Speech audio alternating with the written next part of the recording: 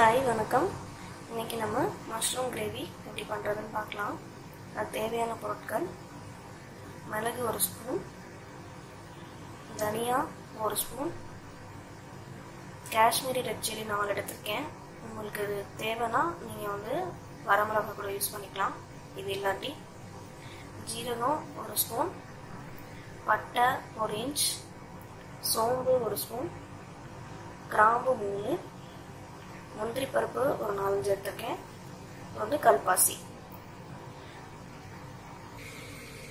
ஒரு பேனை ஹீட் பண்ணிக்கலாம். ஹீட் பண்ணிவிட்டு நம்ம அந்த எடுத்து வச்ச பொருள் எல்லாத்தையும் போட்டு அப்படியே வறுக்க வேண்டியதான். இந்த ட்ரை ரோஸ்ட் தான் பண்ண போகிறோம்.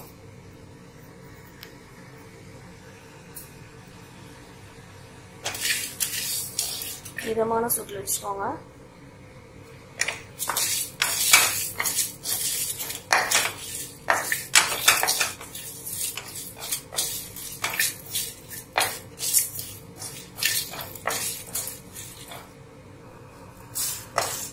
ரொம்ப செவக்க வறுக்கக்கூடாது. அது கொஞ்சம் ஒரு பொன்னிறம் ஆகிற வரைக்கும் நம்ம வறுத்துக்கலாம். இப்போ நம்ம இது வறுத்தாச்சு. இது இப்போ ஆற வச்சுட்டு ஒரு மிக்சியில் போட்டு நல்லா ஃபைன் பேஸ்ட்டாக அரைச்சிக்கணும். இப்போ நம்ம இந்த கிரேவி அரைச்சி எடுத்தாச்சு ஃபைன் பேஸ்ட்டாக.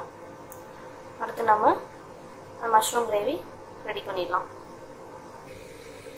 ஒரு பேன் எடுத்துருக்கேன். ஒரு பேனை காய வச்சுட்டு அதில் நம்ம இப்போது நெய் 1 ஸ்பூனும் எண்ணெய் ஒரு 2 டீஸ்பூன் ஆட் பண்ண போகிறேன்.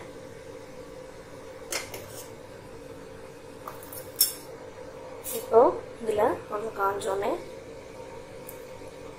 நான் 3 கிராம்பு, 1 இன்ச் பட்டை, 1 ஸ்பூன் சோம்பு எடுத்துருக்கேன். இப்போ இதை இதில் போட்டுடலாம் தாளிப்புக்காக.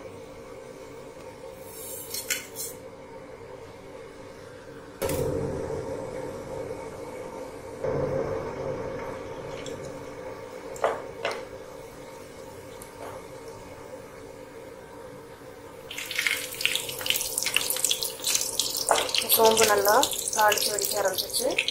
இந்த டைமில்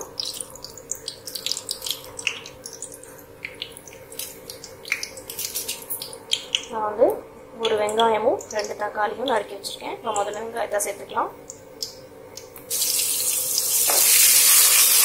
வெங்காயத்தை சேர்த்தாச்சு. வெங்காயம் நல்லா ப்ரௌன் ஆகணும். அது வரைக்கும் நல்லா வதக்கிக்கோங்க. எவ்வளோக்கு எவ்வளோ ப்ரௌன் ஆகுதோ அப்போ தான் கிரேவி நல்லா டேஸ்ட் கொடுக்கும். அதனால் நல்லா ப்ரௌன் ஆகிற வரைக்கும் இதை வதக்கிக்கோங்க. இப்போ வெங்காயம் உரகம் நல்லா பொன்னிறமாயிடுச்சு. இப்போ இதில் நம்ம இஞ்சி பூண்டு பேஸ்ட் ஆட் பண்ணலாம்.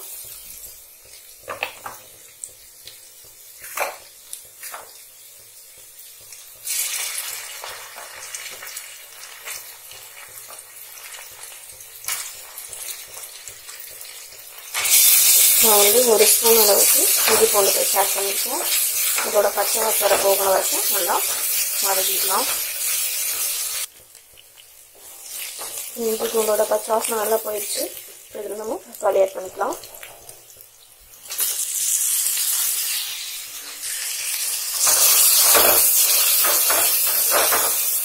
தக்காளி போட்டு நல்லா அது மசியணும். அது வரைக்கும் நல்லா வதக்கிக்கோங்க. இப்போ தக்காளி நல்லா மசிஞ்சு எண்ணெய் பிரிஞ்சு வந்துட்டு இப்போ இதில் நம்ம ஒரு 1/2 ஸ்பூன் மஞ்சள் தூள் சேர்க்க போகிறோம்.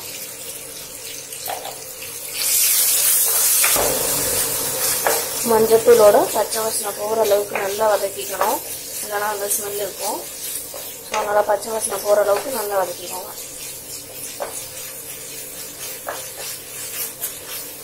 இப்போ நல்லா பச்சை வாசனை போகிற அளவுக்கு வதங்கிடுச்சு. அடுத்து நான் இங்கே மஷ்ரூம் பார்த்தீங்கன்னா நல்லா க்ளீன் பண்ணி தண்ணியில் போட்டு வச்சுருக்கேன். தண்ணியில் போட்டு வச்சிங்கன்னா நல்லா அப்படியே ஒயிட்டாக இருக்கும், கலர் மாறாமல். இப்போ இந்த மஷ்ரூமை நம்ம இதில் சேர்த்துக்கலாம்.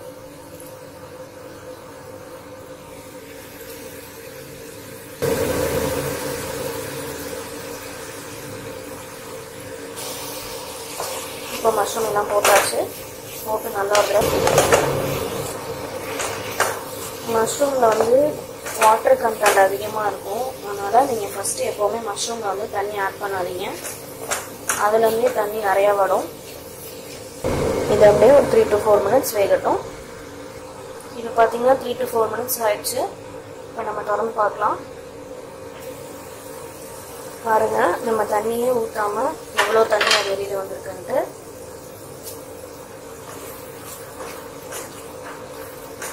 பாருங்கள் எவ்வளோ தண்ணி இருக்குது.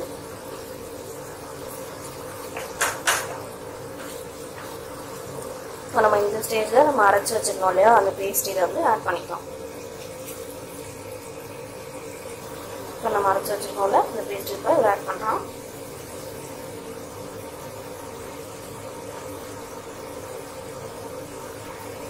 இதை அலசி ஊற்றிடலாம். நம்ம இந்த அலசி வச்சுருக்கோம், இந்த தண்ணியை சேர்த்துக்கலாம். சேர்த்துட்டு நல்லா ஒரு தடவை கலக்கி விட்டுக்கலாம்.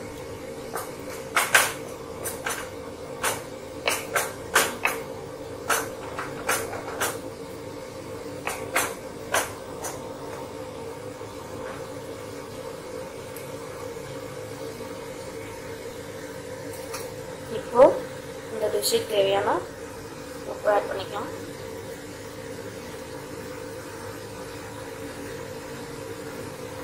நான் வெங்காயம் வதக்கும் போது கொஞ்சம் உப்பு சேர்த்துருக்கேன். அதனால் இப்போ ஒரு ஸ்பூன் அளவுக்கு உப்பு சேர்த்துருக்கேன். சேர்த்துட்டு நல்லா கலக்கிட்டு இதை மறுபடியும் ஒரு 5 to 7 minutes மூடி வச்சிடலாம். மஷ்ரூம் ரொம்ப நேரம் குக் ஆகணும்னு அவசியம் இல்லை. அது 5 to 7 minutesலேயே குக் ஆயிரும் நல்லா. அதனால் இப்போ நம்ம இதை மறுபடியும் க்ளோஸ் பண்ணி 5 to 7 minutes வச்சுக்கலாம்.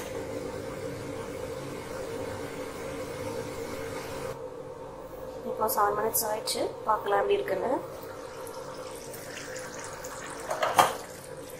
வாசனை நல்லா இருக்கு. இப்போ இங்கே நல்லா வாசனை தெரியுது.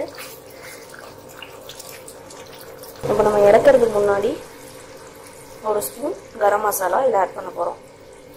அப்போது ஒரு ஹாஃப்லேருந்து 1 teaspoon அளவுக்கு கரம் மசாலா ஆட் பண்ணிவிட்டு நல்லா கலக்கி விட்டுருலாம்.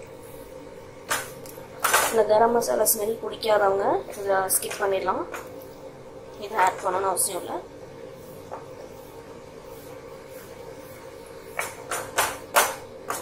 இதில் வந்து இன்னும் நீங்கள் வந்து ஒரு குழம்பு மாதிரி வேணும் அப்படின்னா நீங்கள் நம்ம அரைச்சி ஊற்றும் போது அந்த இடத்துல வந்து நீங்கள் வந்து தேங்காய் ஆட் பண்ணிக்கலாம்.